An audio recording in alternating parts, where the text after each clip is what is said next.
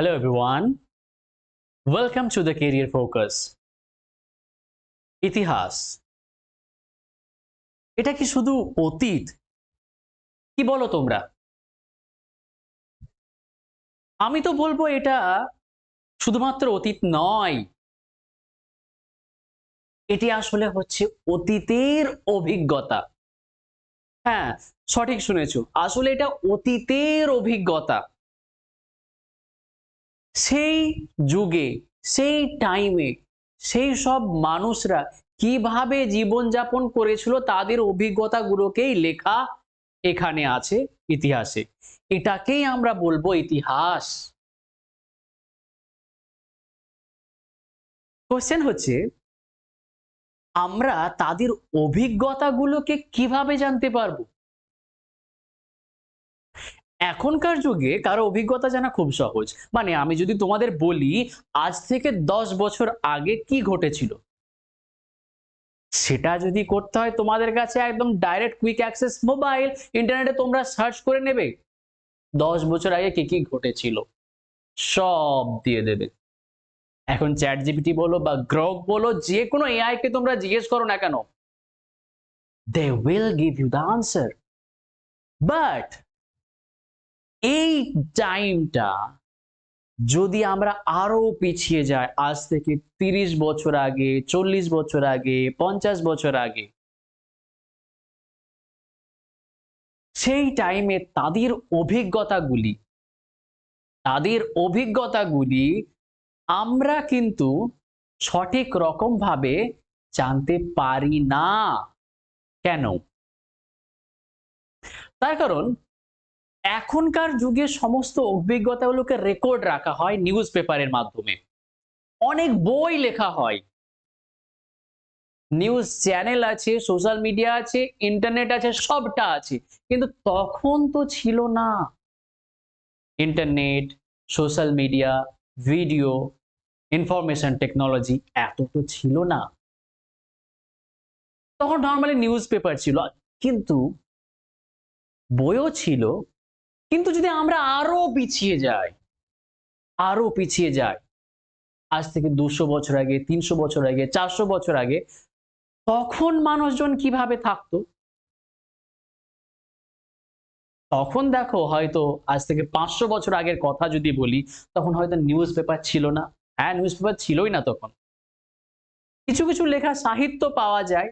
আর normally যদি দেখতে যাই, তাহলে তাদের বানানো স্থাপত্য, তাদের বানানো বিভিন্ন মহল বা তাদের ব্যবহার করা জিনিসপত্রগুলো দেখে আমরা বলতে পারি ওনারা কিভাবে থাকতেন। তাও বলো 500 বছর আগেকার জিনিসে আমরা পাই।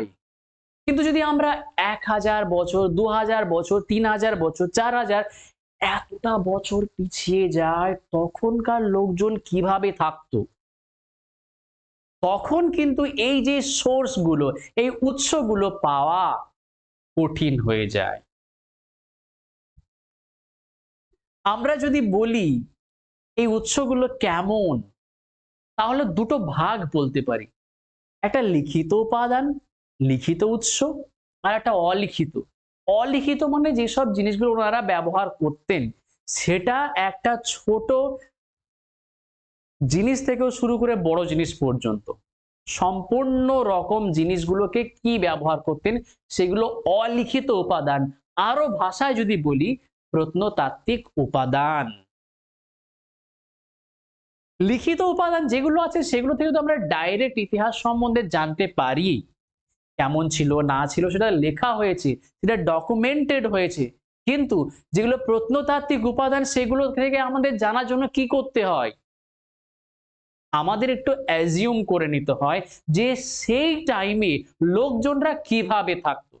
হয়তো এইসব জিনিসগুলো ব্যবহার করেছে, তাহলে এরা এইরকম জিনিস ব্যবহার করেছে, ভালো জিনিস, খারাপ জিনিস, তাহলে ওদের জীবনযাপনে এরকম ছিল। একটা আইডিয়া করি সেরকম ভাবে ইতিহাস হয় লেখা। তো তাহলে তোমরা বুঝতে পারছো যে কোনো ইতিহাস লিখতে গেলে ইতিহাসের উৎস, ইতিহাসের উপাদানগুলি পাওয়া খুবই জরুরি, সেটা লিখিত হোক চাই অলিখিত হোক। হ্যাঁ কি না? কিন্তু প্রবলেমটা সেখানে হয়ে যাচ্ছে, কোনো জায়গাতে যদি লিখিত উপাদান না পাই। এরকম তো হয়েছে, আমরা ইতিহাসকে ৩টে যুগে ভাগ করেছিলাম। মনে আছে যে ইতিহাসের যে ৩টে যুগের যে ভাগটা, আমরা সেটা ইতিহাসের যে ৩ যুগের ভাগ, সেই ভাগকে আমরা বলেছিলাম প্রাক ঐতিহাসিক যুগ, একটা হচ্ছে আদ্য ঐতিহাসিক যুগ, আরেকটা হচ্ছে কি যুগ? ঐতিহাসিক যুগ। এই ৩ ভাগে ভাগ করেছিলাম। তার মধ্যে আমরা এই যে প্রাক ঐতিহাসিক যুগ আছে, সেই ঐতিহাসিক যুগে আমরা কোনো লিখিত উপাদান পাইনি, সেটা বলেছিলাম, মনে আছে? তাহলে নো লিখিত উপাদান মানে কোনো লিখিত এভিডেন্স ছিল না। তাহলে লিখিত উপাদান নেই কোথায়? এই প্রাক ঐতিহাসিক যুগে। এখানে শুধুমাত্র প্রত্নতাত্ত্বিক উপাদানই পাওয়া গেছে, প্রত্নতাত্ত্বিক উপাদান। আদ্য ঐতিহাসিক যুগে আমরা দুটো উপাদানই পেয়েছি, মনে করো, লিখিতও পেয়েছি আর আমরা যে প্রত্নতাত্ত্বিক, এই প্রত্নতাত্ত্বিকও পেয়েছি।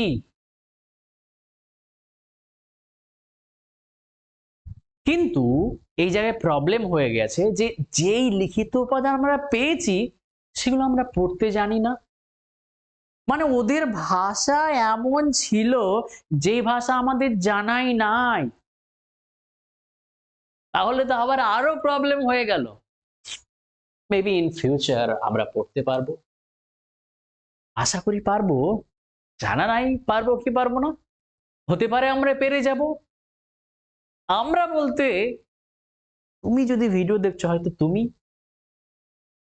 হ্যাঁ আশা করি পারবে। চলো, যদি পেরে যাও তাহলে তো আমরা সেই যুগের মানে সিন্ধু সভ্যতার লোকের কথা আরো অনেক বেশি জানতে পারবো। হ্যাঁ, এই আদ্য ঐতিহাসিক যুগে সিন্ধু সভ্যতার লোকেরাই ছিল। ঐতিহাসিক যুগ, ঐতিহাসিক যুগ, এই যুগটাতে লিখিত উপাদানও পাওয়া গেছে, প্রত্নতাত্ত্বিকও পাওয়া গেছে, আর দুটোকেই পড়া যায়। মানে লিখিত উপাদান তো পড়া যায় আর প্রত্নতাত্ত্বিক গুলো তো আমরা দেখে কল্পনা করি। That is the evidence, that is the evidence. তো আমরা জানলাম উপাদানগুলো খুবই গুরুত্ব ইতিহাসের জন্য, ইতিহাসের উৎস বলা যেতে পারে এগুলো। এগুলো ছাড়া ইতিহাস একদম অকেজো, একদম অকেজো। কোনো কিছু ভিত না থাকলে আমরা ইতিহাসকে মন গড়া রকম ভাবে বলতে পারি না। কোনো একটা উপাদানের রেসপেক্টে, লিখিত বা অলিখিত উপাদানের রেসপেক্টে আমরা ইতিহাসকে রচনা করেছি। এখন যা ইতিহাস সেগুলো আমরা জানছি, আমরা মন গড়া ইতিহাস কোনো সময় রচনা করিনি। কথা বললাম মন গড়া ইতিহাসের। তো আজকালকার ইনফরমেশন অ্যান্ড টেকনোলজির যুগ, এই যুগে যেমন ইনফরমেশন অনেক আছে, মানে এত বেশি ইনফরমেশন, এত বেশি ইনফরমেশন, সেই ইনফরমেশনটা মিস ইনফরমেশন হতে সেকেন্ডও টাইম লাগছে না। মানে আজকালকে ইনফরমেশনের থেকে বেশি মিস ইনফরমেশনই। সো বি কেয়ারফুল, একদমই কেয়ারফুল হয়ে যান, হয়ে যাও। যেই শুনছো, আমার থেকে যারা বড় হচ্ছে তাদেরকে শ্রদ্ধায় আমি বলছি হয়ে যান, যারা আমার থেকে ছোট আছো বা আমার সমবয়স্ক আছো তারা হয়ে যাও সতর্ক। কোনো কিছু নিউজ বলো, কোনো কিছু ইতিহাস বলো, কোনো যাই বলো না কেন, you have to verify the source. ইতিহাস উইদাউট সোর্স একদমই নয়। আজ থেকে, এখন থেকে 1 ঘন্টা আগে কি ঘটলো, আজকে সকালে কি ঘটেছিল, দ্যাট ইজ অলসো ইতিহাস, দ্যাট ইজ অলসো ইতিহাস। Yes, it is history. Whatever is happened, that happened, and that is a part of the history. আমি এখন 1 মিনিট আগে যা কথা বললাম সেটাও পার্ট অফ হিস্ট্রি।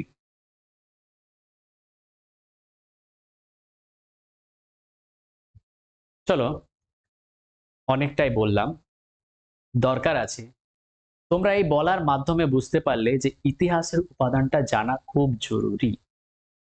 এই কারণে আমাদের জানা দরকার ইতিহাসের উপাদান কি কি জিনিসের উপর রেসপেক্টে আমরা ইতিহাস লেখা হয়েছে, আর সেটা তার জন্য তোমাদের পরীক্ষার জন্য ইম্পর্টেন্ট যে which are the sources of history, কোনগুলো ইতিহাসের সোর্স, কোন সোর্সগুলো থেকে আমরা ইতিহাস ভালো রকম ভাবে জানতে পারি, সেগুলো আমরা আজকে পড়বো এখানে।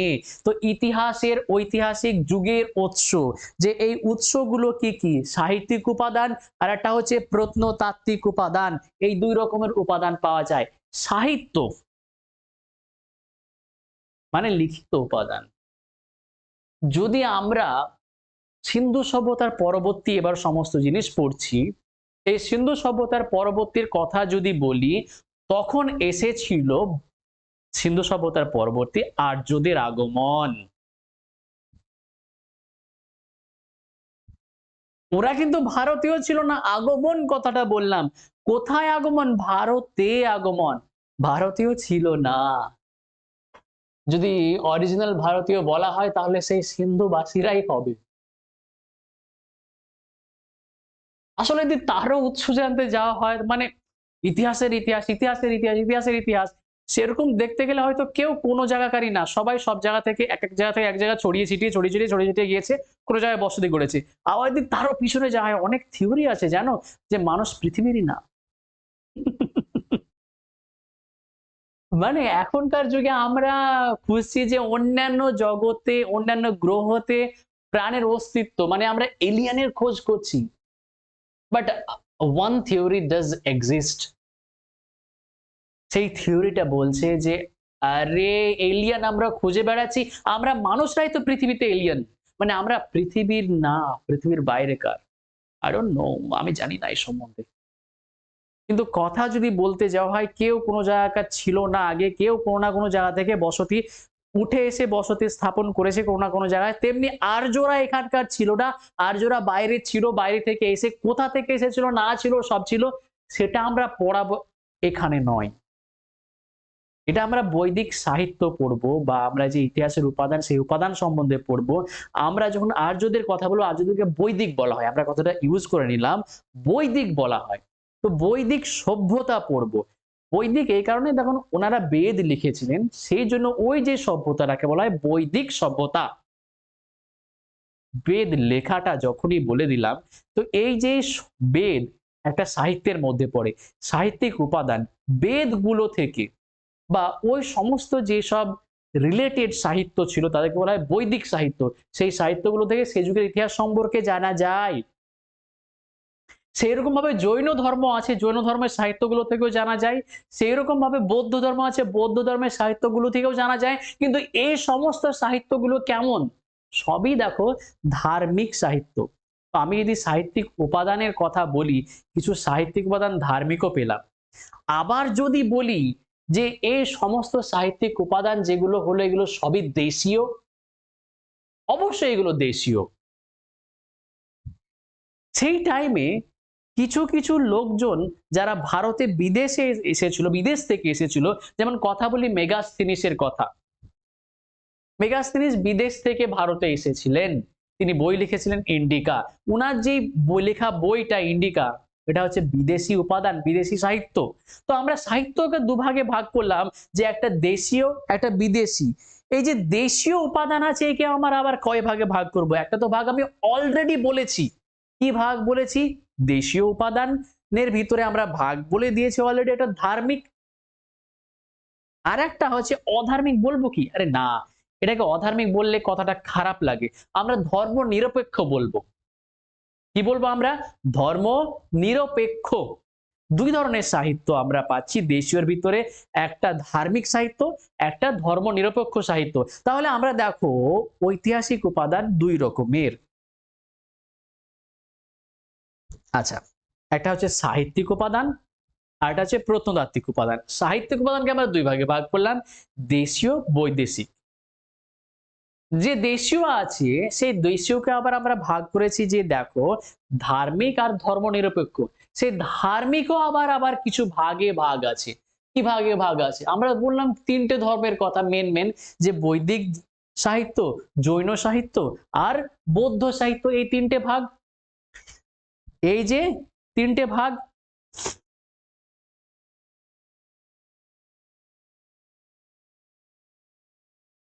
ঠিক আছে?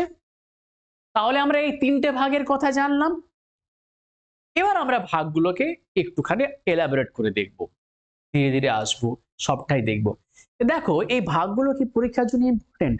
না, অতটা ইম্পর্টেন্ট না। কিন্তু এই ভাগগুলো যদি আমরা পড়ি তাহলে আমাদের পড়া সহজ হবে। তাহলে একাধারে সব পড়ে যাব, কোনটা কোন জায়গায় পড়ে, কোন জায়গায় না পড়ে আমরা না জেনে যদি পড়ে যাই তাহলে কি করে হবে? কে দেশের ছিল, কে বিদেশের ছিল, কোনটা ধার্মিক, কোনটা অধার্মিক, অধার্মিক আবার বলছি, কোনটা ধর্মনিরপেক্ষ, সবটাই আমাদের জানা দরকার আছে। অবশ্যই আছে, অবশ্যই আছে।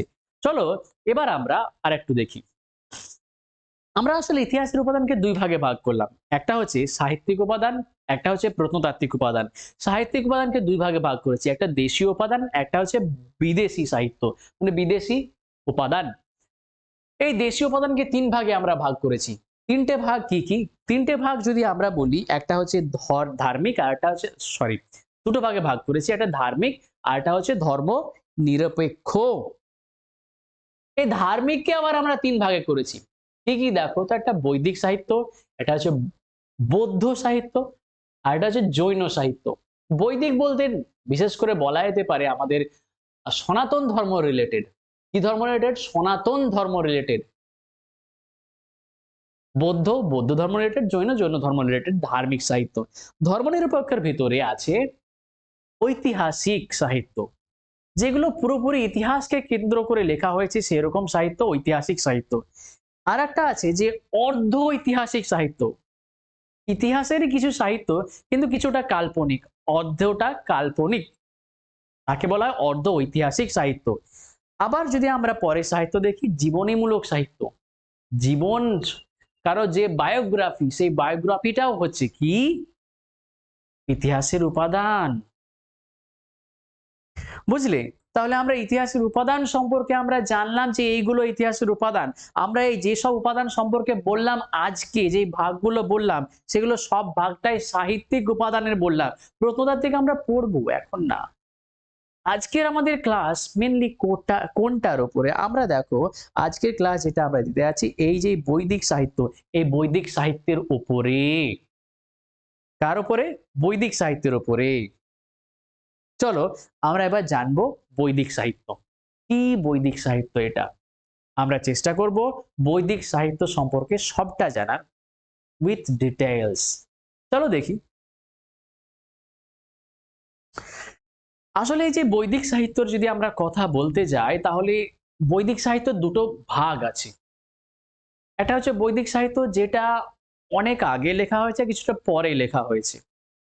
এটা অনেক আগে লেখা হয়েছে, যেই টাইমে ধরো যেসব সাহিত্যগুলো আছে, বেদ, ব্রাহ্মণ, উপনিষদ, আরণ্যক, এই সবগুলো লেখা হয়েছিল। ওই টাইম কালটাকে, এই টাইম কালটাকে যেই সাহিত্যগুলো লেখা হয়েছিল সেগুলোকে বৈদিকই বলা হয়, মানে বেদ রিলেটেড সাহিত্য। আর এই সাহিত্যগুলো থেকে ইন্সপায়ার্ড হয়ে যে সব সাহিত্যগুলো তৈরি হয়েছে, সেই সাহিত্যগুলোকে বলা হয় যে বৈদিক ঐতিহ্যের সাহিত্য।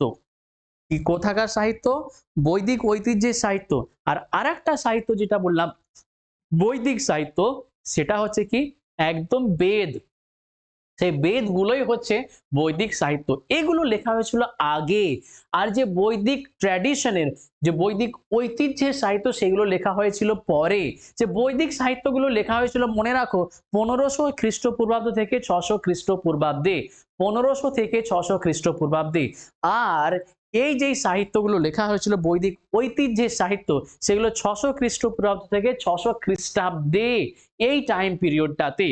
তাহলে 1500 থেকে 600 মানে 900 বছরে ওই সাহিত্যগুলো, আর এগুলো 600 থেকে 600 মানে আমরা যদি বলি তাহলে 1200 বছরে সাহিত্যগুলো লেখা হয়েছিল। তো এবার এই সাহিত্যগুলো সম্পর্কে জানবো আমরা। বৈদিক সাহিত্য, এই যে বৈদিক সাহিত্যের ভেতরে আমরা যদি বলি মেন যে সাহিত্যটা, সেটা হচ্ছে বেদ।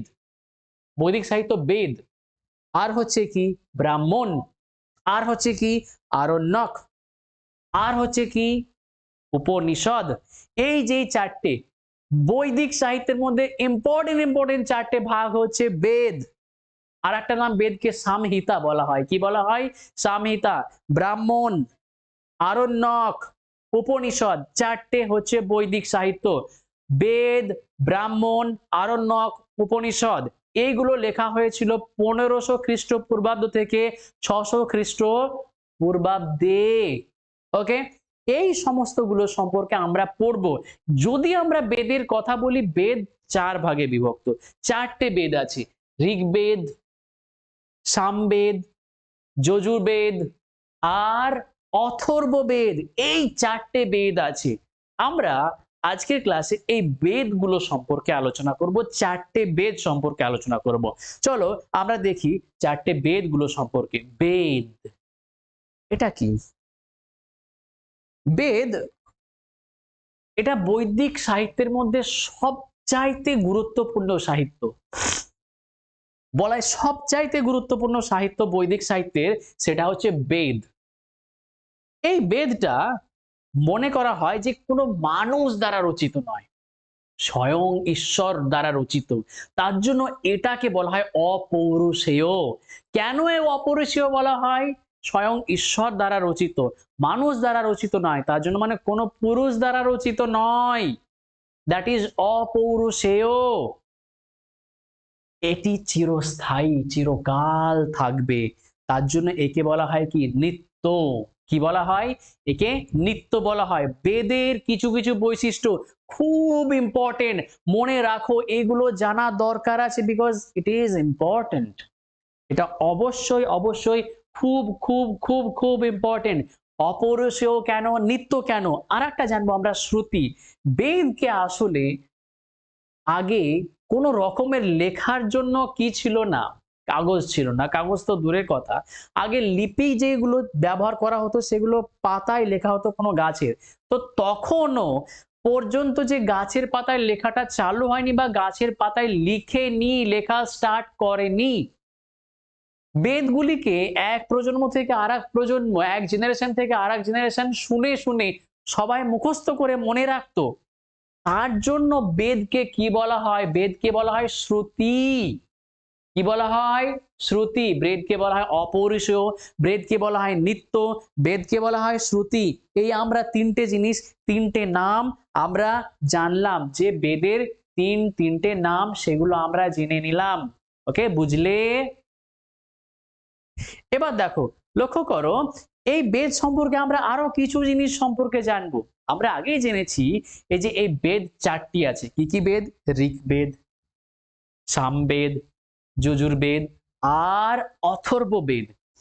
এই যে বেদ 4টি আছে, সেই 4টি বেদের মধ্যে যে প্রথম বেদটি ঋগ্বেদ, এটা সবচাইতে প্রাচীন মনে করা হয়। তো আর্যরা যখন আসে ভারতে, ওরা কোন দিক দিয়ে আসে? উত্তর পশ্চিম প্রান্ত। কোন প্রান্ত? উত্তর পশ্চিম প্রান্ত। এখন বর্তমানে যেই এলাকাগুলো পাকিস্তান পড়ছে, সেই এলাকা দিয়ে আসে। ওইখানে সিন্ধু নদীর তীরবর্তী বসবাস চালু করে। সিন্ধু নদীর এলাকা, 5টা নদী মিলে মিলিত হয়। সুতলেজ, বিয়াস, রাবি, চেনাব, ঝেলাম। দেখো, সুতলেজ, বিয়াস, রাবি, চেনাব, ঝিলাম, 5টা নদী। আর সেখানে সিন্ধু নদী। ঝেলাম বাদ দিয়ে বাকি দেখো, সিন্ধু, সিন্ধু, সুতলেজ, বিয়াস, রাবি, চেনাব আর এই যে সিন্ধু, এই 5টা নদী কার উপর দিয়ে যায়? একটা প্রদেশের উপর দিয়ে যায়। সেই প্রদেশটাকে বলা হয় পঞ্চসিন্ধু। কি বলা হয়? পঞ্চসিন্ধু। আর এখন সেই জায়গাটার বর্তমান নাম হচ্ছে পাঞ্জাব। কি নাম? পাঞ্জাব। সেই পাঞ্জাব এলাকায় ওরা বসবাস প্রথমে স্থাপন করে। আর ওই পাঞ্জাব এলাকায় মনে করা হয়, মানে পঞ্চসিন্ধু এলাকাতেই ঋগ্বেদের রচনা হয়েছে। কার রচনা হয়েছে? ঋগ্বেদ। তো আমরা ঋগ্বেদ সম্পর্কে জানলাম। এই যে বেদ আছে, প্রথম 3টে বেদ, ঋগ্বেদ, সামবেদ, যজুর্বেদ। ঋগ্বেদ, সামবেদ, যজুর্বেদ, এই 3টে বেদকে বলা হয় বেদাত্রয়ী। কি বলা হয়? বেদাত্রয়ী। ওকে, ক্লিয়ার? বেদাত্রয়ী কাকে বলা হয় তাহলে? 3টে বেদ, ঋগ্বেদ, সামবেদ, যজুর্বেদ। ঋক, সাম, যজুর্বেদকে বেদাত্রয়ী। এই যে পঞ্চসিন্ধু এলাকায় কোন বেদ রচিত হয়েছিল? ঋগ্বেদ রচিত হয়েছিল। সবচেয়ে পুরনো বেদ ঋগ্বেদ, সবচেয়ে পুরনো বেদ ঋগ্বেদ।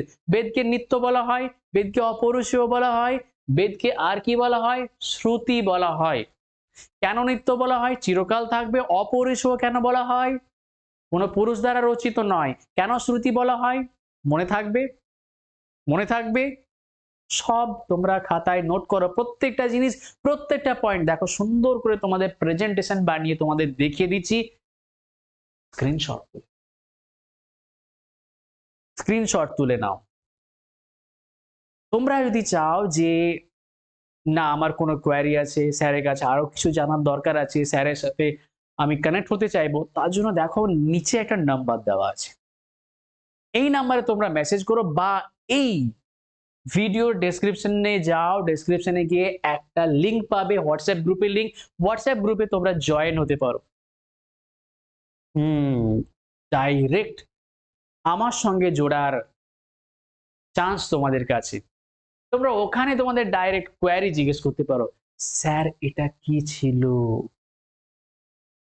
এটা কিভাবে হয়েছে, এখানে কি ব্যাপার হয়েছে না হয়েছে, সবটাই তোমরা এই গ্রুপে জিজ্ঞেস করতে পারো।